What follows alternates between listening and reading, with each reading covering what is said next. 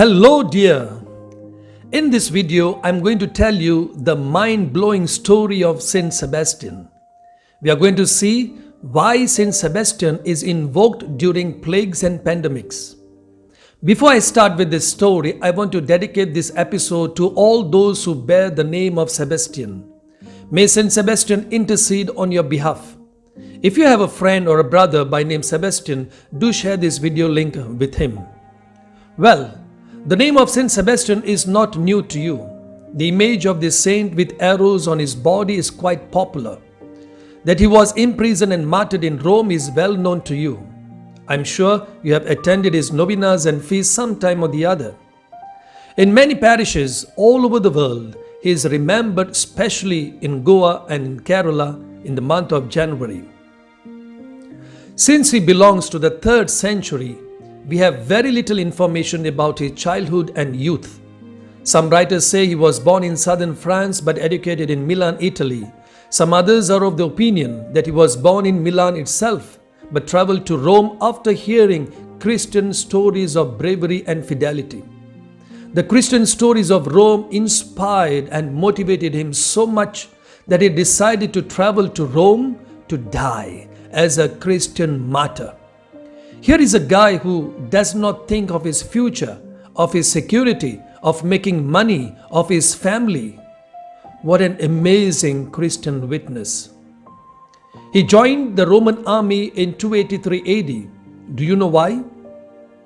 Ostensibly to be of service to other Christians who were being persecuted by the Romans. St. Sebastian distinguished himself, and for his excellent service, he was promoted to serve in the Praetorian Guard, meaning the personal bodyguard to protect Emperor Diocletian. While serving as a Praetorian Guard, Marcus and Marcellian, twin Christian brothers, were imprisoned for refusing to make public sacrifices to the Roman gods. During their imprisonment, their parents visited them to implore them to renounce Christianity. However, St. Sebastian convinced both parents to convert to Christianity.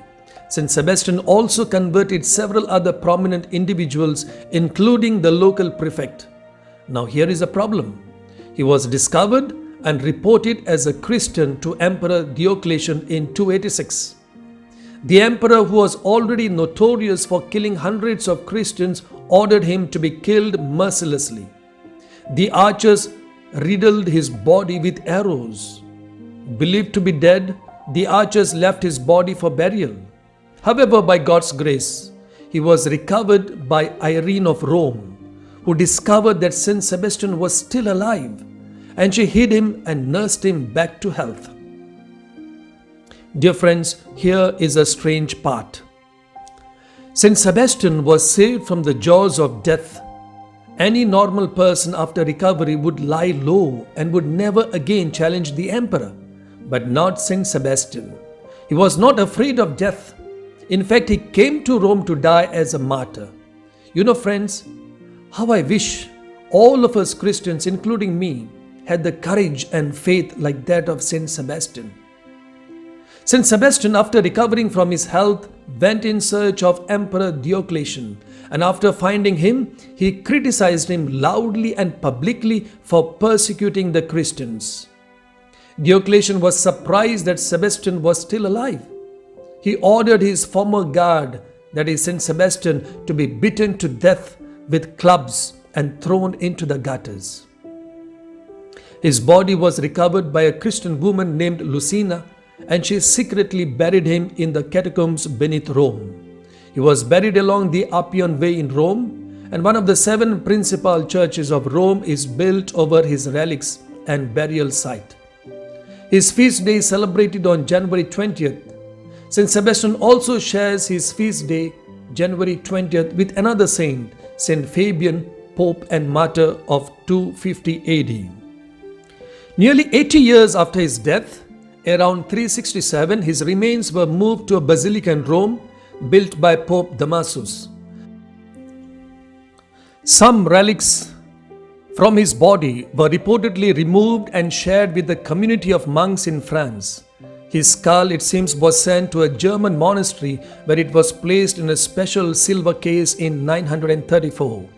The relic remains in its case even today. My dear friends, the most important question of this video: why is St Sebastian, who belonged to 3rd century, is invoked today? Why is he relevant today? Is it only about his martyrdom? It's a clear no. God blessed St Sebastian with the gift of healing. St Sebastian is a patron saint of soldiers, athletes, and those who desire a saintly death. But more than this, God blessed him with the gift of healing humanity, not just one individual. Therefore, his name is invoked and his intercession sought during plagues and epidemics. According to historical records, he defended the city of Rome against the plague in 680, the city of Milan in 1575, and the city of Lisbon in 1599 from pestilence. But there is another question. How did people come to associate St. Sebastian with pestilence?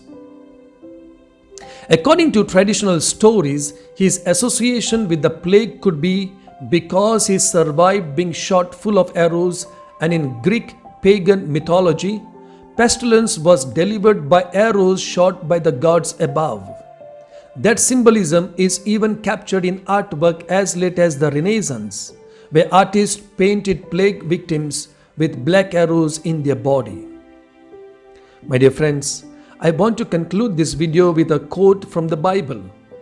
Jesus in John chapter 12 verse 24 says, "Unless a grain of wheat falls into the ground and dies, it remains alone. But if it dies, it bears much fruit." After the death of St. Sebastian, who died like a grain of wheat, many people embraced Christianity and Rome changed.